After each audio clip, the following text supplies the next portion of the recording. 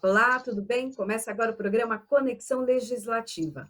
Hoje nós vamos falar sobre políticas públicas para pessoas com síndrome de Down.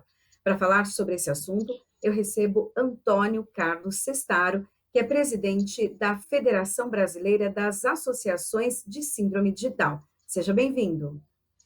Olá, muito obrigado pelo convite, por essa oportunidade, né, por nós conversarmos um tema tão relevante em relação às pessoas não somente com síndrome de Down, mas inclusive com outras deficiências também. Então, eu que agradeço aqui a oportunidade de poder conversar com vocês. Obrigada. Bom, para começar, eu queria que o senhor falasse um pouco dos avanços, né, que as pessoas que têm algum tipo de deficiência alcançaram nesse momento, né, nos últimos anos, porque foram lutas constantes, né? Sim, o movimento das pessoas com deficiência ele já vem há um bom tempo, né? Primeiro que políticas públicas, né? Alguns estudos até indicam que começou nos Estados Unidos e o objetivo era para se tentar entender o funcionamento do Estado, né? No Brasil, por um bom tempo, né? Infelizmente, a gente tinha ainda que a deficiência poderia ser consertada, né? Então, muitas políticas eram feitas sem considerar as pessoas com deficiência. Mas o movimento das pessoas com deficiência, e aí a síndrome de Down, dentro desse contexto, ele foi avançando, principalmente na década de 70. Né? E a gente pode dizer que um marco importante nessas conquistas foi a própria Constituição de 1988, a chamada Constituição Cidadã. Um pouco antes, até na elaboração da Constituição, o movimento das pessoas com deficiência se articularam no sentido de que se houvesse uma única Constituição. Então, ali, naquele momento, em 1988, com a Constituição, foi um marco importante no avanço para que os governos, o Estado como um todo, pudesse fazer políticas incluindo as pessoas com deficiência, né? Então, dentro da própria Constituição, houve essa oportunidade de participação popular nas propostas de políticas de governo, e essas propostas resultaram na participação das pessoas com deficiência. A criação de conselhos, também constante na própria Constituição, é um momento também importante, porque esses conselhos voltados para as pessoas com deficiência levam ao gestor, aos governantes, aqueles anseios da política que as pessoas com deficiências tanto precisam. Então, eu acho que esse foi um marco importante que a gente tem que acentuar. A Constituição, a participação das pessoas com deficiência, dos seus familiares, e aí a participação efetiva dos conselhos. E aqui eu quero deixar aqui uma observação importante, né? Infelizmente, fazendo uma pergunta sobre quantos conselhos municipais nós teríamos no Brasil, e é um número muito pequeno. Nós temos em torno de 600 e poucos conselhos municipais por um país com 5.570 municípios. Então, a gente vê aí praticamente 10% das cidades em que se efetivou a instalação de um conselho municipal de direito das pessoas com deficiência. Então, é importante que as cidades, os governantes e as pessoas com deficiência observem essa importância da participação dentro do conselho para mostrar ao prefeito, àquele gestor, a política que realmente atende as pessoas com deficiência. Por quê? Porque, na verdade, fazer política pública é fazer uma política que leve o bem-estar para a sociedade, né? Isso é política pública. É o governante fazendo uma política em que aquelas pessoas que fazem parte da sua cidade, do seu ambiente, possa ter uma qualidade de vida boa. e muito tempo, por muito tempo. E ainda hoje ocorre que essas políticas elas não são observadas às pessoas com deficiência. Então, por isso que a presença dos conselhos ela é fundamental nesse momento. Então, a gente volta sempre nesse ponto e cobrando dos gestores, né, em que, ao se fazer uma política pública, que não esqueça da diversidade das pessoas que estão ali naquela sua cidade, naquele seu estado, naquele seu país. Então, eu acho que esse foi um marco importante, sim, para o movimento das pessoas com deficiência e das pessoas com síndrome de Down também. Uhum. Uma luta que por muito tempo se falou foi sobre a inclusão, principalmente ali no ambiente escolar. Como está hoje essa situação? Essa é uma das maiores desafios que eu, pelo menos, tenho 31 anos nesse segmento. Eu tenho um filho com síndrome de Down com 31 anos. Já quando o Samuel tinha lá 5, 6 anos na idade escolar, nós não aceitamos que ele fosse excluído, que ele fosse para qualquer ambiente, entre aspas, chamado especial, né? A partir dali, nós iniciamos uma luta na conscientização para que as políticas fossem voltadas para respeito à diversidade. E aí surge, né, em 2006, um evento importante que é a Convenção Internacional dos Direitos da Pessoa com Deficiência.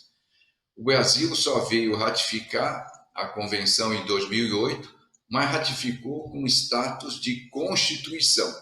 Então, a convenção para o nosso país, ela tem o poder, ela tem as características que a própria Constituição diz. E o que diz lá? Não há que se aceitar qualquer forma de discriminação.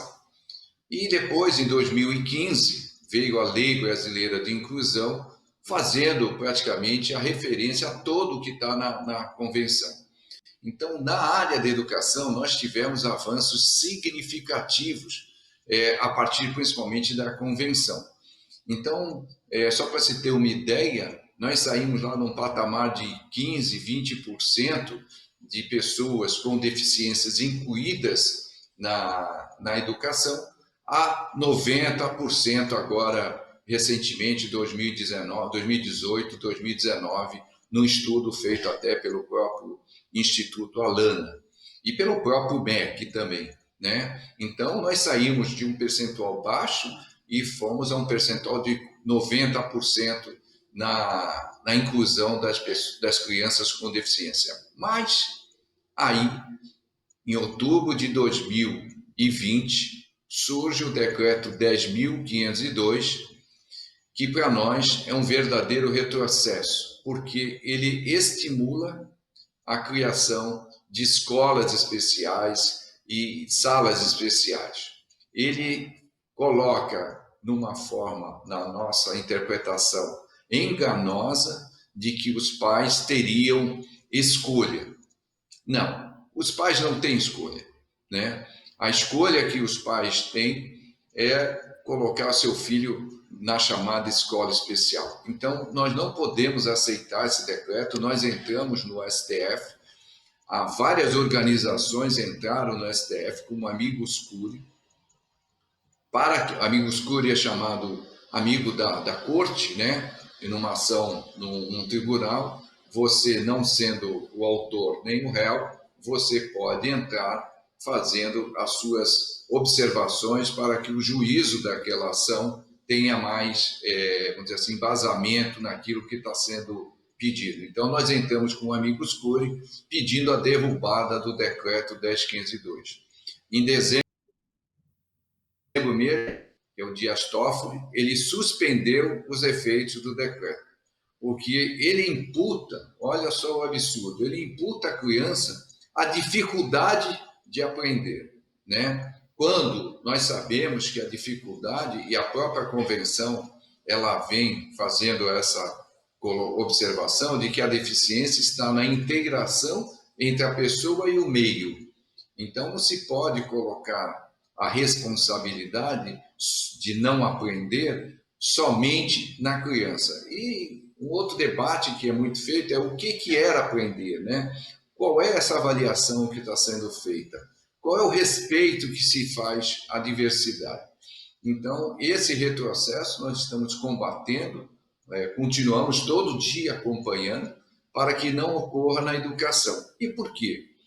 Porque nós acreditamos, desde lá de 1990, 94, quando a de que é através da educação que a gente consegue transformar a sociedade, né? O mundo a gente não transforma, a gente transforma as pessoas que vão transformar a sociedade, que vão transformar o mundo no todo, né? Ora, se eu estou dizendo que aquela criança com deficiência pode e deve estudar ao lado de uma criança sem deficiência, eu estou dizendo que essa sociedade é uma sociedade plural. Ela observa todas as diferenças naquele grupo de pessoas. E eu estou dizendo que aquela criança com deficiência, tendo essas oportunidades, ela vai ter um desenvolvimento muito melhor, muito maior, se ela estivesse excluída. Por outro lado, aquela criança sem deficiência, ela também vai ganhar muito, porque ela vai aprender a ser uma pessoa com respeito ao outro, com empatia na situação do outro, e então ela será, com certeza, um adulto melhor do que muitos de nós somos, porque não tivemos a oportunidade de conviver com a diferença. Então, eu discrimino, meu filho, quando nasceu, foi uma condição difícil de aceitação, porque eu não tive a oportunidade de estudar com crianças com outras deficiências, né? Talvez se eu tivesse tido essa oportunidade, o meu olhar depois de adulto, seria, com certeza, outro. Então, a educação e a inclusão é um desafio. Agora, nós temos, né, e o governo deixou de investir muito na educação, muito na educação. Então, nós temos aí uma dificuldade de que a inclusão se efetive na sua integralidade, né? E aí muitas famílias, muitos pais, e aí com todo o respeito ao pensamento desses pais, eles acham que, aspas, né, o melhor para o filho deles é a escola especial. E eles estão, me desculpe, enganados, porque quando você segrega, primeiro que você não tem esse direito, né? Não é direito dos pais segregar, estão equivocados. Mas quando você faz isso, você está tirando do seu filho, daquela criança, a oportunidade do desenvolvimento. E aí, lá na frente, quando ele estiver um jovem adulto, ele praticamente vai continuar sendo seu dependente, porque você tirou dele a oportunidade de se desenvolver, de ter autonomia. Então, muitas vezes, os pais não conseguem olhar um futuro daquele seu filho. Ele quer só olhar aquele presente, e aquele presente ali naquele momento, para ele, e aí a gente fala que é uma zona de conforto, né? Ele está no conforto de colocar numa instituição em que não vai exigir a participação da família, principalmente nesse momento da escola. Porque a inclusão dá muito trabalho. Ela precisa ter a participação da escola, dos professores, dos seus gestores, dos seus funcionários. Ela precisa ter a participação da criança que está ali sendo inserida, incluída, e ela precisa da participação da família, né? Para que a família possa também dar suporte à escola em momentos em que seja necessário. Então, é todo um tripé de sustentabilidade para que aquela inclusão se efetive. E, por outro lado, se o governo deixa de investir, como deixou, e deixa de investir na educação, ele deixa de investir na capacitação dos professores, ele deixa de investir no AEE, que é o atendimento educacional especializado, ele deixa de investir na tecnologia assistiva, ele deixa de investir em escolas acessíveis. Então, o governo, a hora que ele deixa desse investimento, ele afasta a possibilidade da efetiva inclusão, né? Então, a gente sempre está lutando para que isso não retroceda. A gente tem feito várias lives pedindo para os pais não permitirem esse verdadeiro retrocesso. E depois, quando a gente fala de uma escola inclusiva, nós estamos falando de uma escola que leva a melhor qualidade para todos, né? Então, a hora que você capacita professores, a hora que você coloca crianças com alguma deficiência, você, na verdade, está melhorando a qualidade de ensino daquela escola. E a gente não pode deixar aqui, eu sempre gosto de mencionar, que os pais devem observar o Estatuto da Criança e do Adolescente. O Estatuto da Criança e do Adolescente, ele determina que a matrícula da criança seja feita na escola mais perto da sua casa, né? Na escola em que o irmão estuda. Porque senão, vamos pensar juntos. Uma família lá com 2 filhos, um com uma deficiência e outro sem deficiência. Daqui a pouco, a mãe tem que levar um numa escola, a não sei quantos metros ou quilômetros da sua casa, e o outro numa outra escola. Olha só o que você está onerando essa família para que ela possa educar os seus filhos. Então, o Estatuto da Criança e do Adolescente, quando ele previu essa obrigatoriedade, foi justamente no sentido de dar à criança um maior conforto para o estudo, né? E nós sabemos, eu acompanhei durante um bom tempo e a pedido do próprio Ministério da Educação, com palestras em várias cidades do Brasil, nós sabemos que muitos municípios não atendem as crianças com deficiência. Aí o que eles fazem? Eles colocam essas crianças em ônibus escolares, vans e tudo mais, e levam essas crianças 30, 40 quilômetros numa cidade em que lá tem a chamada escola especial. Então, olha o absurdo que a gente encontra em várias cidades do Brasil. O prefeito, o secretário de Educação, em vez dele atender o que está na Lei Brasileira de Inclusão, ele simplesmente transfere essas crianças para outro município. E os pais, muitas vezes, que desconhecem a própria legislação, a gente sabe disso, que grande parte das famílias com crianças com alguma deficiência estão numa condição socioeconômica prejudicada.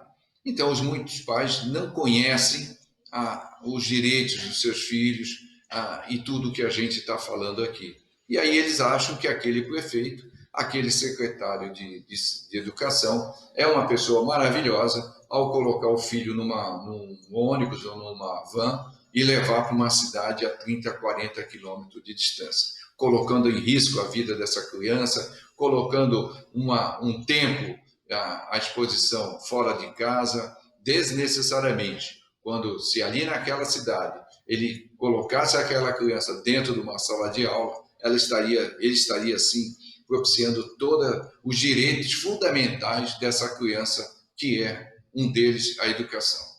Uhum. O senhor comentou sobre a questão do investimento, né, na educação, principalmente na educação inclusiva. O que é preciso para que a educação, então, seja inclusiva, para que as crianças tenham acesso a qualquer tipo de escola? Tem a questão estrutural, né, para receber essas crianças, algumas têm a questão, né, de serem cadeirantes, tem também a necessidade de professores a mais dentro da sala de aula. Eu queria que o senhor explicasse essa estrutura que é necessária, que é direito, né, constituído ali na legislação para essa criança, mas que nem sempre acontece. A questão é base, né? A base no sentido de capacitar, né? Então, Quando você vai colocar uma criança numa sala de aula, a primeira reação daquele professor é pânico, né? O que eu vou fazer com essa criança? Eu vivi isso na pele, né? Eu vivi isso com meu filho. Então, a própria federação, nos anos 2005, se não me engano, ela fez vários cursos de capacitação de professores em várias cidades do Brasil. Então, o que é que nós fizemos? A federação, olha só, uma ONG pegou vários educadores que sabem como fazer a educação inclusiva, sabem como orientar os professores. Nós pegamos esses educadores e fomos em várias cidades capacitar professores. Por quê? Eram professores conversando com professores. Então, a primeira barreira a se quebrar é que o próprio professor, às vezes, ele não conhece a capacidade que ele tem de criatividade e de conhecimento, que é muito natural quando o novo chega, ele entrar em pânico. E como muitas famílias, né? Ou em muitas famílias, quando nasce uma criança com deficiência, a família entra em pânico, porque aquilo para ela é um novo, então ela não conhece. A partir do momento que ela passa a conhecer, ela passa a ver que ela tem muito mais conhecimento e condições do que ela pensava que tinha. Então, o que o governo precisa fazer? Inclusive, foi bom essa tua pergunta, porque agora mesmo, nesse momento, né, a federação recebeu uma proposta de, de uma capacitação de professores do Brasil todo, de uma parceria com uma universidade aqui de São Paulo, né? Um curso seria gratuito para os professores e um curso que abrange um público-alvo importantíssimo. Professor do AE, o gestor, né, o diretor da escola, a merendeira, o conselho tutelar, o pessoal da OAB local, os secretários de educação e a Câmara de Vereadores, né? E o prefeito também, se quiser. Então, esse curso que a federação foi convidada a apoiar, ele vem trazendo essa capacitação. Então, são professores conversando com professores como fazer a educação acontecer, uma educação inclusiva, né? Entretanto, é um curso que tem um custo considerado e a federação não tem recurso para isso, mas nós estamos em busca de parceiros. Então, o que o governo precisa fazer? Investir nos professores. E aí vem outro absurdo agora, né? Um outro absurdo. Aliás, vou falar para você que quase todos os dias a gente se depara com absurdos em relação aos direitos que nós já conquistamos. Então, o outro absurdo que vem agora, muito debatido, por sinal, é o homeschooling, né? O homeschooling, ele vem, entre aspas, disfarçado para excluir as crianças também com deficiência, né? Então, o que o governo tem que fazer é investir nos professores, com capacitação, como eu falei, tecnologia assistiva, para que esses professores possam dialogar com esses educadores que nós temos no Brasil, e temos muitos educadores, eu não vou citar nomes aqui, posso esquecer algum, temos muitos educadores que têm total condições de capacitá-los, ou tirar dúvidas, ou até visitar as escolas onde se faz a efetiva inclusão. Em Brasília, em 2019, nós tivemos um debate com o Ministério da Educação e eu levei a professora Rosângela Machado, posso citar o nome dela aqui, porque foi uma audiência pública, para mostrar a importância da educação inclusiva, porque o Ministério da Educação, naquela época, já vinha tratando em relação a esse decreto. E ela coloca uma experiência dela, a professora Rosângela é uma professora de sala de aula, não é só teórica, então ela derruba esses argumentos de alguns que falam, isso aí é a teoria, quero ver a prática. Não, ela é da sala de aula, como ela diz, eu sou do chão da escola, em que ela coloca o ensino de alunos autistas um grau, se não me engano, 3, que tem uma graduação, dentro da sala de aula e o avanço que esse aluno teve nesse período em que se encontra na sala de aula. Então, nós temos, além de educadores que possam fazer esse trabalho, nós temos os exemplos das escolas que fazem a inclusão. E mais do que tudo isso, nós temos os jovens com síndrome de Down que tiveram a oportunidade de estar nas escolas regulares. Hoje nós temos jovens escritores, jovens influencers, jovens professores, jovens que dominam a gastronomia. O Samuel, por exemplo, é mestre de cerimônia, fez palestra na ONU. Então, mais do que qualquer coisa, nós temos os jovens para mostrar e demonstrar a importância da educação inclusiva. As dificuldades existem, mas nenhuma dificuldade pode ser colocada acima do direito das crianças estarem dentro da sala de aula junto com as crianças com ou sem deficiência. Então, esse é um direito inalienável e nós não podemos abrir mão. Então, esse investimento do governo é necessário, né? Mas aí surge uma outra questão. Nós sabemos que existem grandes organizações e fortes organizações que não defendem a inclusão, porque elas vivem do sistema segregado. Então, o Fundeb também tira verbas para que algumas organizações continuem sobrevivendo.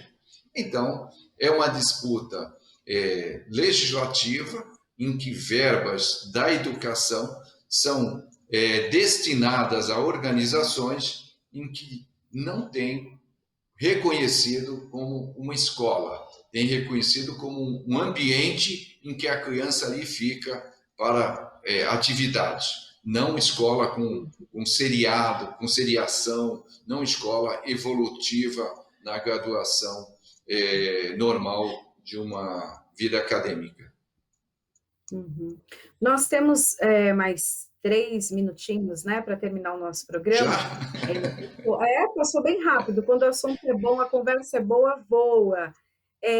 Eu queria que o senhor falasse de que maneira o legislativo, né, de São Paulo pode ajudar, como os deputados da Assembleia Legislativa podem colaborar para que essa situação, então, que preocupa tanto os pais, os responsáveis por pessoas que têm deficiência, de que maneira eles podem ajudar na elaboração de leis? Eu queria que o senhor pontuasse para a gente. Olha, eu vejo assim, eu peço inclusive isso, né, que qualquer legislador observe a lei. É o mínimo que eles têm que fazer, é observar a lei. E qual é a lei máxima hoje? É a Convenção de Direitos da Pessoa com Deficiência, é a nossa Constituição, é a Lei Brasileira de Inclusão. Qualquer projeto de lei que venha ferir esses dois instrumentos, ele não pode ir adiante.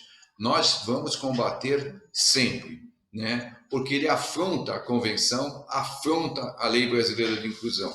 Nós passamos já daquela época de segregação, a sociedade evoluiu. Então, os legisladores eles têm que observar a evolução que houve. Agora, se há os desafios, como eu falei, que vamos atrás das pessoas para poderem ajudar a romper essas barreiras, mas jamais retroceder, jamais propor qualquer projeto de lei que vá ferir o direito dessa criança, que vá ferir a convenção, que vá ferir a Lei Brasileira de Inclusão. Todo dia surge proposta de alterar a Lei Brasileira de Inclusão, proposta de alterar, a convenção não, mas proposta de alterar a Lei Brasileira de Inclusão, proposta de escola desse tipo, e nós estamos atentos e nós vamos combater sempre que houver esse tipo de proposta no Legislativo. Nós temos que observar nosso instrumento maior, que é a convenção. A convenção diz claramente, não é permitido qualquer forma de discriminação, em qualquer ambiente, na educação, na saúde, na empregabilidade, na sociedade, não se aceita mais discriminação, mesmo porque até já configurado como crime qualquer forma de discriminar as pessoas com deficiência. Então, eu só peço para os legisladores que observem a convenção e observem a Lei Brasileira de Inclusão. Os avanços são possíveis e sempre serão bem-vindos. Agora, retrocesso, nós não iremos tolerar e nós iremos combater, se necessário, judicialmente, como já fizemos em 2017, quando as escolas particulares tentaram não atender um dos artigos da Lei Brasileira de Inclusão e o STF, por unanimidade, refutou esse argumento e, no voto do ministro Fachin, ele, inclusive, relata que, com outras palavras, talvez, uma sociedade só será justa e solidária quando respeitar todas as diferenças que nela existem. Então, o STF já tem um entendimento muito forte no sentido do respeito à Convenção. Bom, eu quero agradecer, então, né, essa aula que nós recebemos hoje do Antônio Carlos Sestaro, que é presidente da Federação Brasileira das Associações de Síndrome de Down. Muito obrigada pela sua participação. Eu que agradeço e muito obrigado pela oportunidade, e a Federação Brasileira das Associações de Síndrome de Down estará sempre à disposição para que a gente possa avançar nessa luta da manutenção e dos avanços dos direitos das pessoas com síndrome de Down. Muito obrigado a você. Eu que agradeço. Bom, o programa Conexão Legislativa fica por aqui. A gente se encontra na programação da Rede Alesp. Tchau, tchau.